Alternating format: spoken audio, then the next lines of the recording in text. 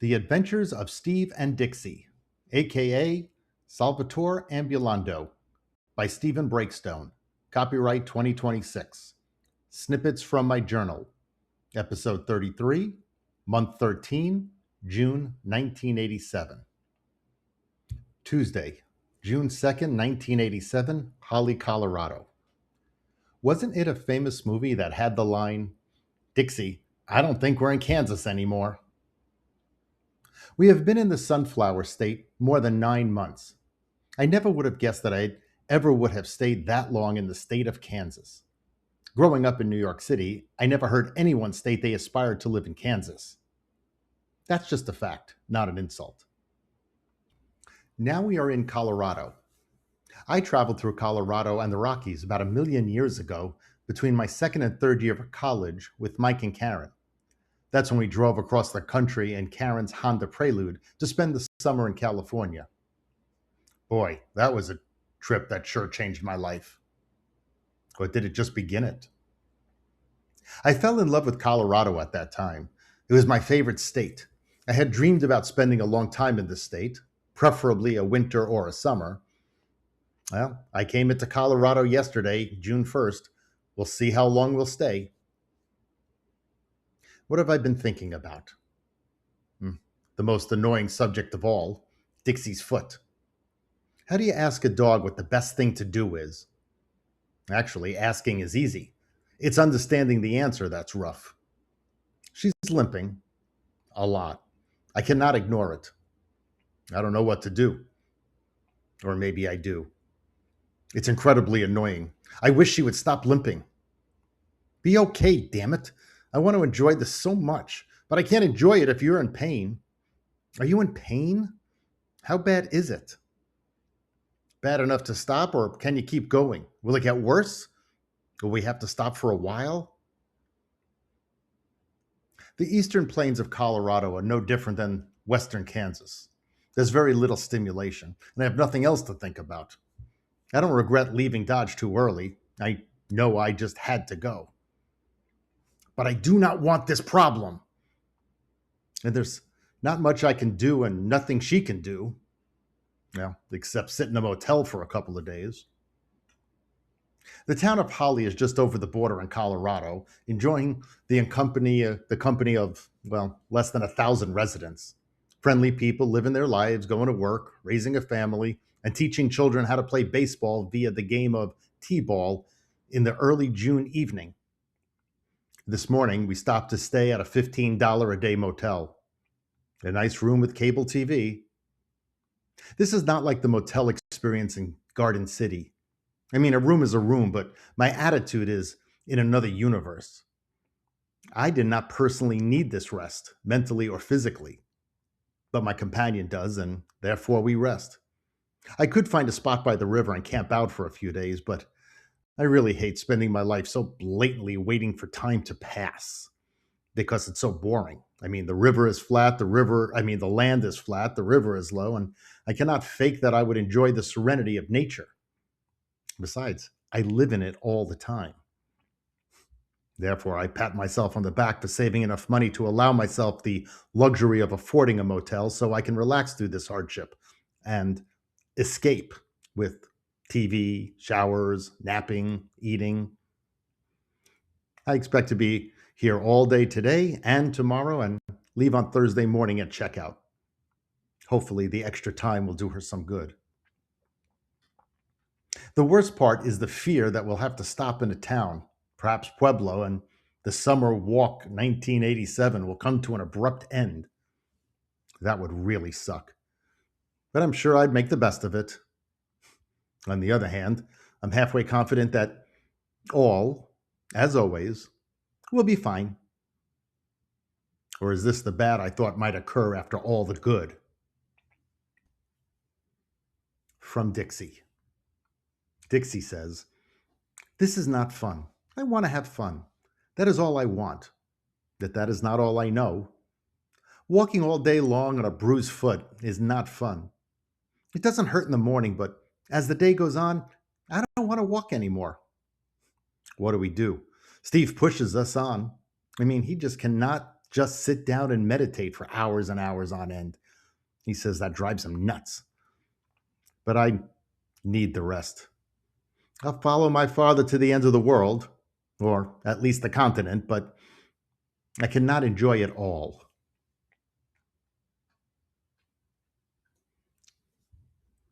Wednesday, June 3rd, 1987, birthday number 24. I haven't liked my birthday since I cried when I was 12 because I thought I was getting old. My bar mitzvah at 13 was fun, and as a celebration into manhood, I didn't think it manly to cry at birthdays anymore. So I just ignored them. I didn't really like the attention or the pressure to have a special good time on this day that really looked like all the others. I like Lewis Carroll's celebration of unbirthdays because there's so much more of them. I try to enjoy every day instead of just that one special day. And that goes for New Year's and Halloween and Arbor Days. So I didn't really care all that much today. That just happens to be the 24th anniversary of the day I was brought into the world. I spent the day walking around the sleepy town, watching reruns from the 1960s, and staring into Dixie's foot, trying to make it heal faster by concentration. This is not how I prefer to spend the day, regardless of the date. The worst part is that I don't know if this rest would make much difference, or am I just trying to fool myself? All I can do is hope and try to continue walking. The alternative sucks the big wazoo. If I ever did feel a need to celebrate my birthday, I would usually do it quietly and just go out and buy myself something special, like a hot fudge sundae. My needs are few and usually consist of food. Maybe my desire to walk is a way to eat more without getting fat. Even Mike and Karen, my best friends who I lived with, don't know my birthday. They know my wishes and respectfully don't pry. But today, I've been feeling a little sorry for myself. Is it rude to feel worse for myself than for Dixie's pain?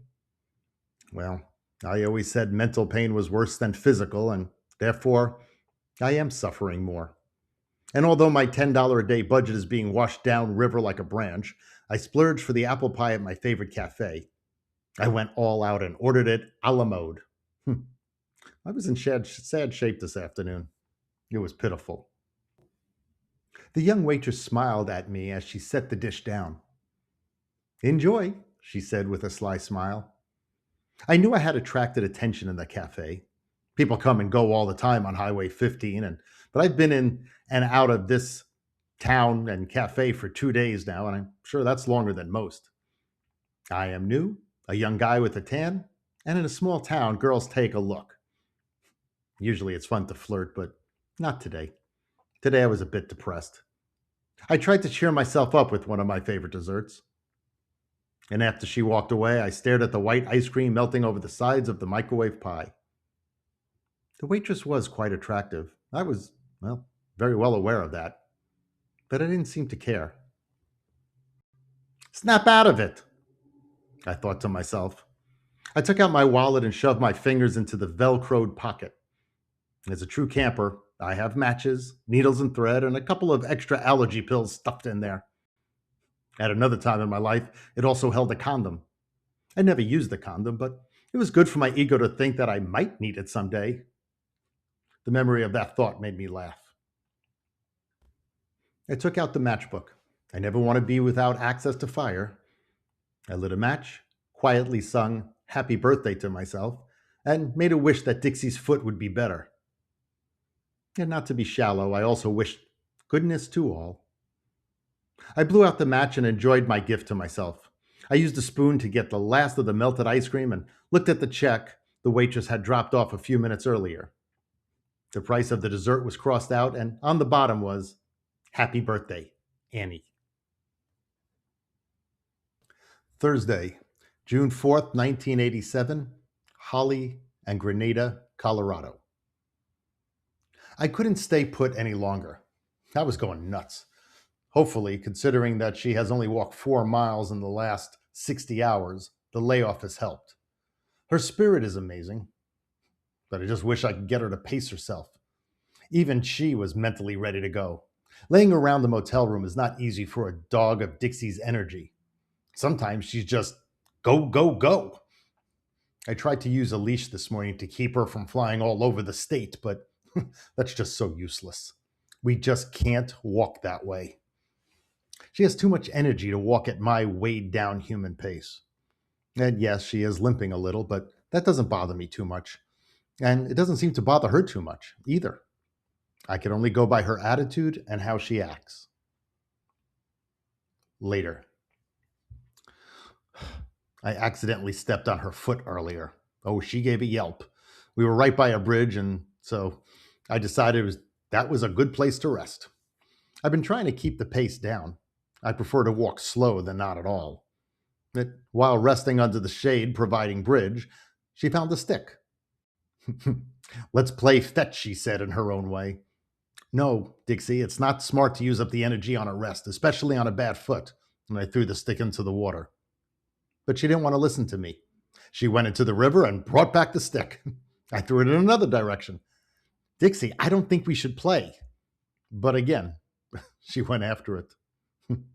You know, she really is a creature of beauty. No, it wasn't smart to play, but it was just too much fun for both of us. I threw the stick into the water, but not too far. She doesn't like to swim, and so she only runs up to it, up to her belly. She's so cute. You know, this was a moment for just the two of us on our walk across America. Saturday, June 6th, 1987, Lamar.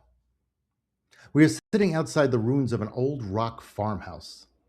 People used to live here, back when America was just an infant. It's like the womb still stands, but the babies have moved on. And all that is left now is the coolness of the small boulders piled in such a way that I can imagine how a human family could comfortably live inside. It's cool and breezy. Dixie sleeps. I've been thinking of Mike and Karen back in Brooklyn, New York. Mike is ending his first year of teaching, and by this time next year, they'll be married. And being that I am the best man, I guess that I will have to interrupt this journey and get back to New York. I wonder how we'll get back. Later. I've been very comfortable right here in the privacy of the backyard of this abandoned rock farmhouse. And after resting for a couple of hours, I feel it's time to move on. Why? I don't know. Sometimes I just feel like, why not just stay, sit, and relax if you're comfy? But I'm fond of the part of me that pushes us on, that gets us moving, makes us accomplish. Perhaps this is a way of looking at my life. I could just hang out, or I could push myself to move ahead and forge a life. Hanging and relaxing and mellowing out is important, and I like it. And sometimes because we have to, it's just smart not to over push myself for Dixie. But I prefer to keep the hanging out at about 20 to 25% of my life, or maybe 33%. Yet even the 66 to 75% of push that I do for myself sometimes must be in a mellow, happy, comfortable mood. I guess on this journey, I'm also out to find balance. Once again, that magical word balance rears its powerful image to me. I must find the balance in my life. I have to decide how I want to set the scales. I like to relax, and I'm great at it. I like to sleep late, and even when I wake up, I like to lay in bed for like a half hour or more, just relaxing after a long night's sleep. Even when I go to sleep really early and I wake up here in the sleeping bag. But the complete picture of Steve Breakstone is also a person who wants more. Well, I want quite a bit in life. I want a lot of what life has to offer. I mean, I do not fool myself that I can have it all, but I want a hell of a lot. And every day that I go on, every mile I walk through life, I'm constantly planning and building and experiencing and learning and doing and enjoying, all in my own way. Balance.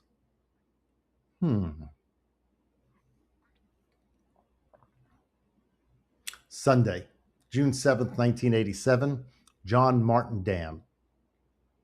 Another back road from Lamar led us to this dam. The balance of this trip leads us to spend some time on the busier, more populated Highway 50, and sometimes on the barren and beautiful serene back dirt roads. And here we have another day off. Life is good.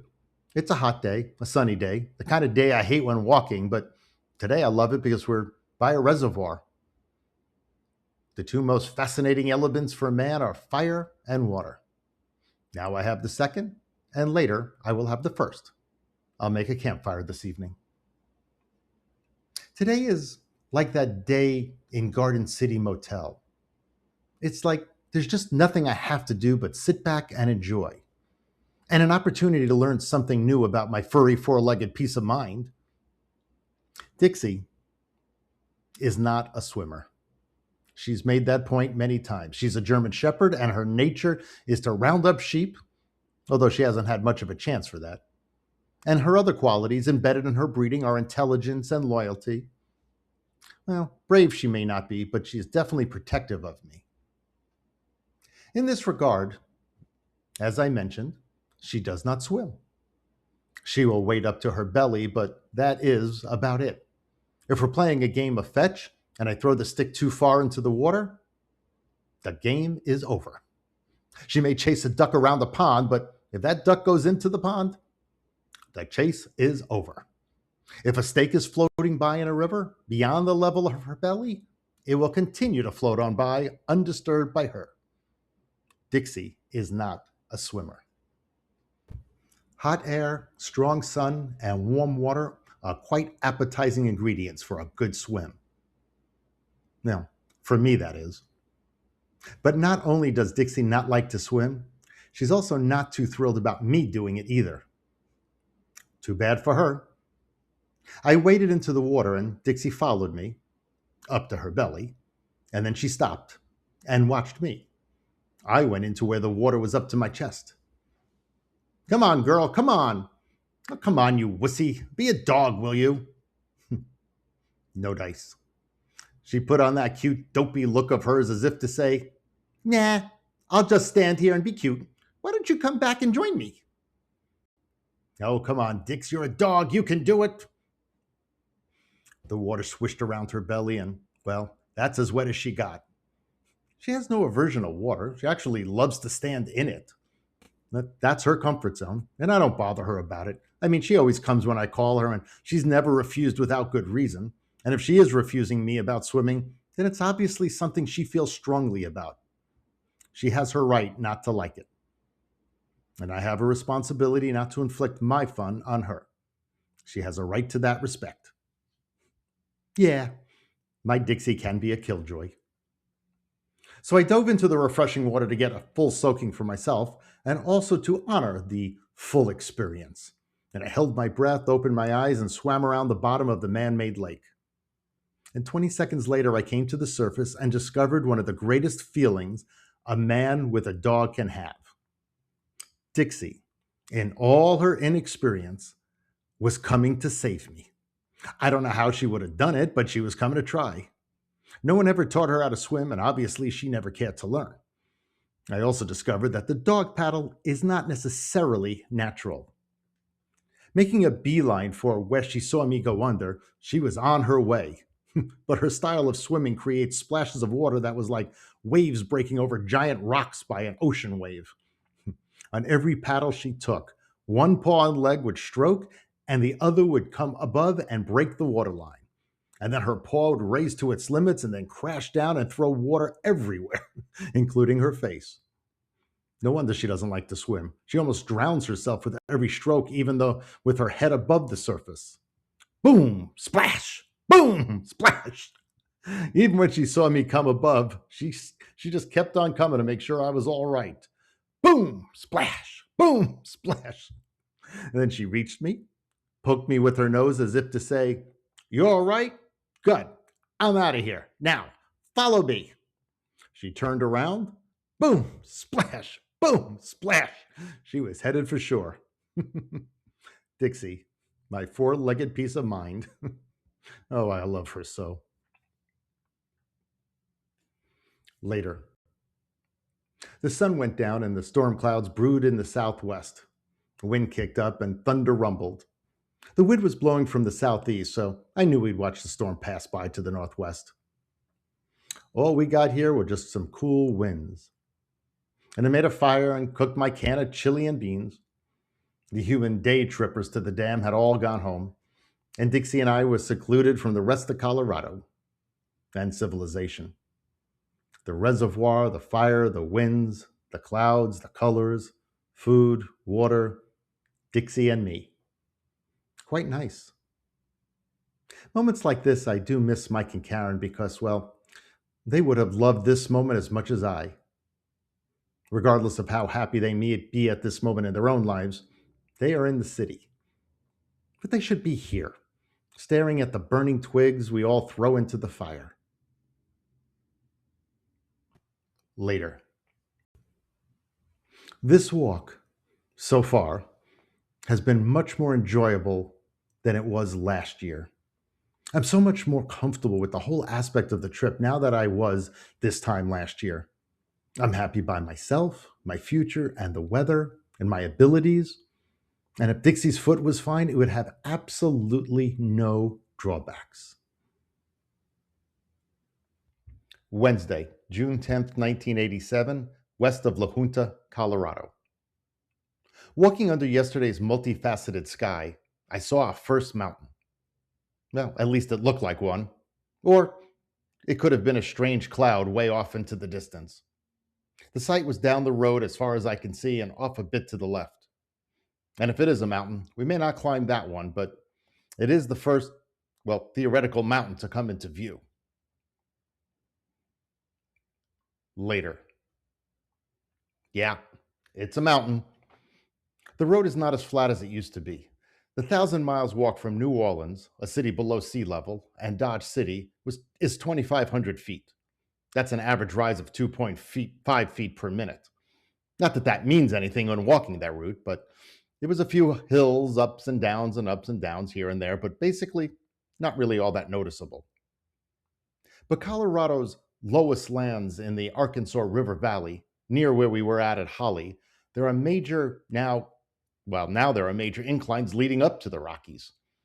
I have not yet firmly decided exactly which roads and routes we will take to get across them. But the land is beginning to roll, and the road with it, and we roll with the road. We go up, we go down.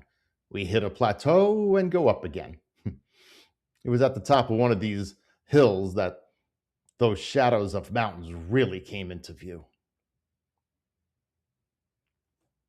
Later. It's not unusual for me to climb over barbed wire fences when necessary.